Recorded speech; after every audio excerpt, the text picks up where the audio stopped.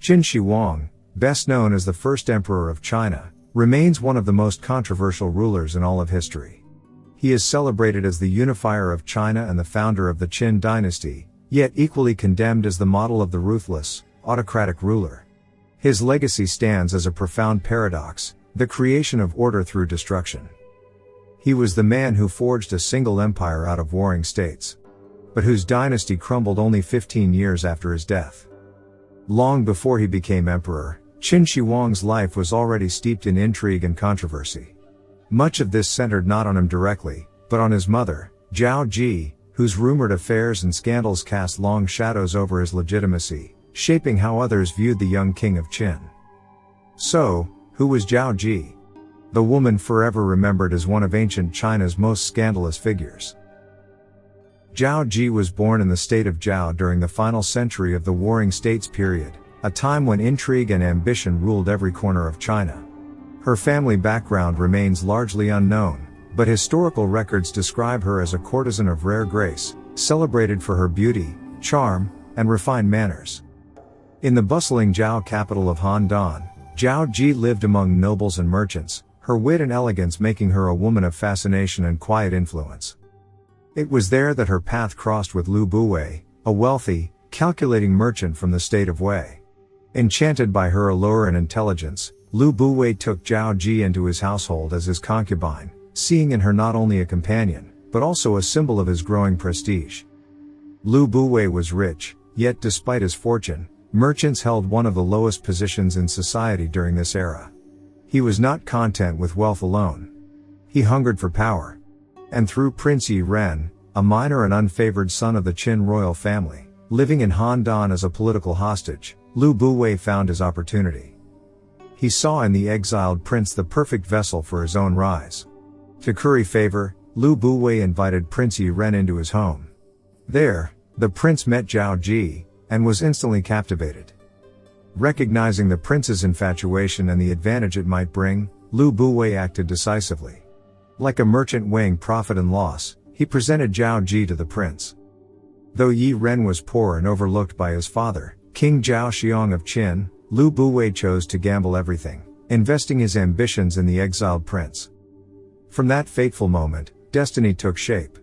Zhao Ji bore a child, a boy named Ying Jung. In time, that child would rise to become Qin Shi Huang, the first emperor of a unified China. Yet the story of his birth carried a shadow. Whispers spread across the kingdoms that Ying Jung was not truly of Qin blood, but the secret son of Lu Buwei himself. It was a rumor that would haunt the first emperor's legacy for generations. When relations between Qin and Zhao soured once more, the Zhao capital of Handan came under siege by the Qin army. The city descended into desperation. Amid the chaos, Prince Yi Ren of Qin, held hostage in Zhao, lived under constant threat of death, hated by the Zhao people for the very war his homeland had unleashed. It was during this perilous time that Lu Buwei intervened. Using his vast wealth and influence, he bribed Zhao officials and secretly arranged an escape route for the prince. Through his wide trading network, Lu Buwei smuggled Yi Ren westward, out of Handan. The prince finally reached Qin safely, though his position remained uncertain. Despite being the son of Lord Onguo, heir to the Qin throne, Yi Ren ranked low among dozens of sons. Yet Lu Buwei, who had gambled his destiny on the prince, began his careful machinations. Presenting himself as Yi Ren's devoted patron, Lu Buwei lavished gifts upon Qin's most powerful courtiers and ministers.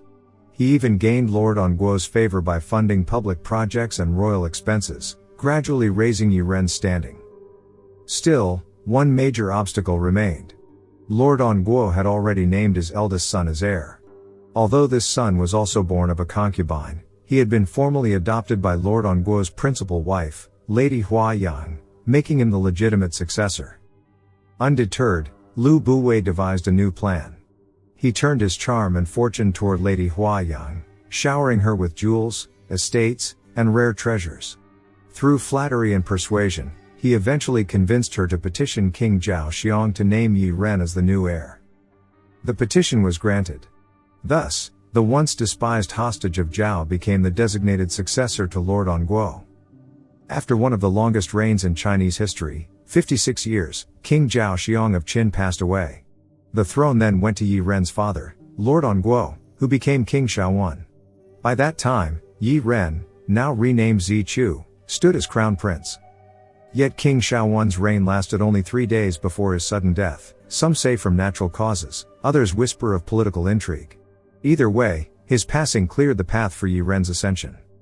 With Lu Buwei's orchestration, Yi Ren ascended the throne as King Zhuangshang of Qin. Grateful for his patron's unwavering support, he rewarded Lu Buwei lavishly, granting him the noble title of Marquis of Wenxin, thousands of households as fief income, and the prestigious position of chancellor, second only to the king himself. And Zhao Ji, once a humble courtesan of Han Dan, rose with him, becoming Queen Zhao, consort of the king of Qin. When King Zhuangshang, once known as Yi Ren, died after scarcely 3 years on the throne, his sudden passing sent waves of tension through the Qin court. The young heir, Ying Jung, was only 13 when he inherited the crown. With the king too young to rule on his own, a fierce power struggle erupted within the palace, for whoever held the regency would, in effect, command the power of the mighty Qin state. At the heart of this struggle stood Lu Buwei, the brilliant merchant-turned-chancellor whose meteoric rise had defied the rigid hierarchies of his age. His unprecedented status bred resentment among the old nobility, who could not bear to see an outsider command authority above them. Beneath the court's polished rituals and formal bows, a storm of envy and suspicion brewed. Finding himself in a dangerous position, isolated by his humble origins despite holding the highest ministerial rank, Lu Buwei turned to the one person who shared both his past and his ambition, Zhao Ji, the Queen Mother. Once his concubine in Han Dan, she now lived in gilded solitude within the palace walls, her power limited, yet her influence still formidable. Out of mutual need, the two rekindled an alliance, a union of convenience between former lovers, bound by survival and the will to outmaneuver their rivals. Together, they subdued the noble faction and emerged as co-regents of the young King Ying Jung. Yet power rarely tolerates sharing. Lu Buwei, who had once gambled his fate on Yi Ren and won, grew restless. Though he stood at the height of influence, he could not bear to see authority divided, not even with Zhao Ji. Determined to consolidate control, he sought to dominate the Queen Mother once more, just as he had guided her destiny years earlier in Han Dan.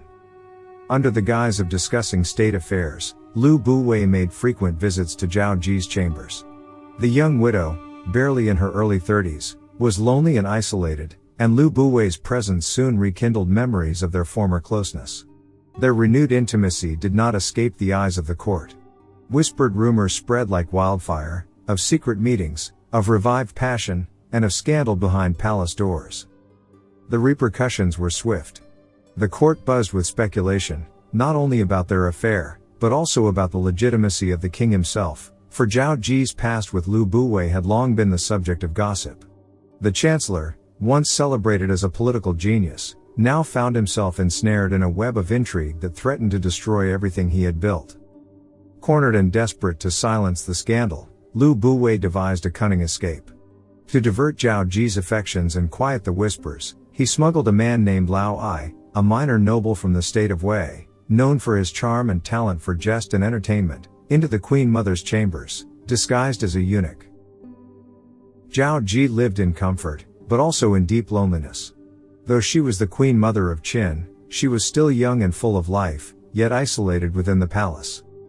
When Lu Buwei brought a man named Lao Ai into her service, Zhao Ji quickly grew fond of him. Posing as a eunuch, Lao Ai entertained her, and soon their relationship turned into a secret affair. Hidden from the outside world, Zhao Ji and Lao Ai's passion grew. Within a few years, she gave birth to 2 sons, kept in secret and raised at a private residence in Yang, the old Qin capital, far from the main court at Xianyang. Loyal attendants were chosen to care for them, and only a few people knew they even existed.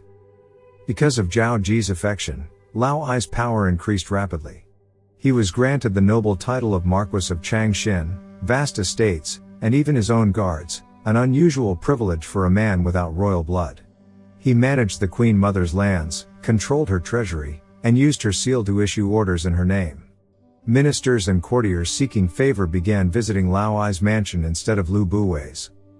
But as Lao Ai's power grew, so did suspicion. People began to notice his arrogance, and the Queen Mother's constant favoritism. Whispers spread that he was not truly a eunuch, and that he had an improper relationship with Zhao Ji. Such an accusation, if proven true, was punishable by death. For a time, Zhao Ji's status, and the king's youth, kept their secret safe. But in the year 238 BCE, everything changed. King Ying-jung, now 21 years old, declared that he would rule on his own. He stripped the regents of power, took command of the army, and limited access to his mother. Lao Ai's influence collapsed, and he feared that if their affair, or the secret children, were ever discovered, he would be executed. Trapped and desperate, Lao Ai decided to gamble everything. With his supporters, he plotted to seize control of the old capital, Yang. They planned to claim that the Queen Mother ruled as regent for her younger son, and use that pretense to replace the king. Then, one night, during a royal feast, Lao Ai struck. He gathered thousands of guards and mercenaries, men paid with Zhao Ji's gold, and stormed the palace gates, shouting that he carried out the Queen Mother's orders. But the plan failed almost at once. The commander of the palace guard, loyal to King Ying-jung, sounded the alarm.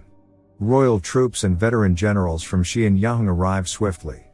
The rebellion was crushed within a single day.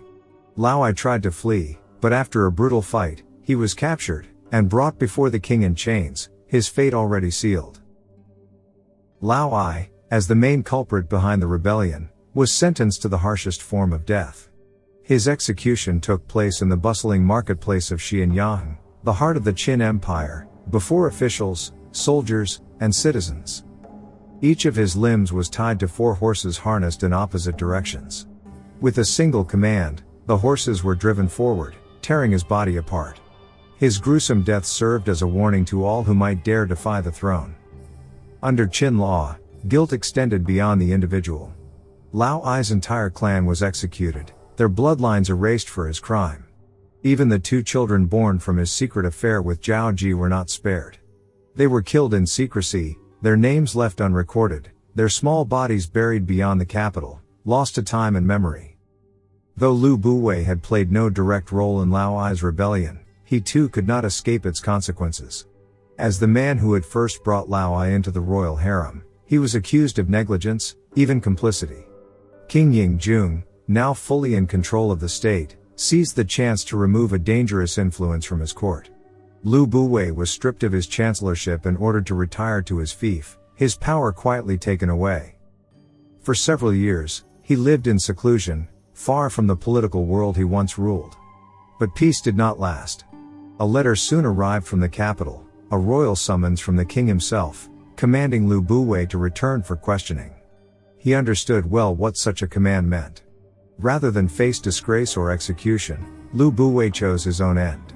He drank a cup of poisoned wine and died in his sleep, bringing his remarkable rise and fall to a quiet close. As for the Queen Mother, Zhao Ji, her fate was one of sorrow and humiliation. Summoned before her son, she was spared execution but stripped of her royal titles and all authority. Her palace guards were dismissed, her servants reduced, and her influence erased. She was banished to Yang, the old Qin capital, where she lived under strict watch for the rest of her days. There, surrounded by only a handful of loyal attendants, Zhao Ji lived in silence and reflection. Once the radiant Queen Mother of Qin, she became a lonely figure of fallen dignity, remembered by later generations as a scandalous and immoral woman. Yet history leaves room for doubt. Was Zhao Ji truly the woman her critics described, corrupt, manipulative, and faithless? Or was she simply a woman used and discarded by powerful men in their endless struggle for control, longing only for affection in a life ruled by politics and ambition?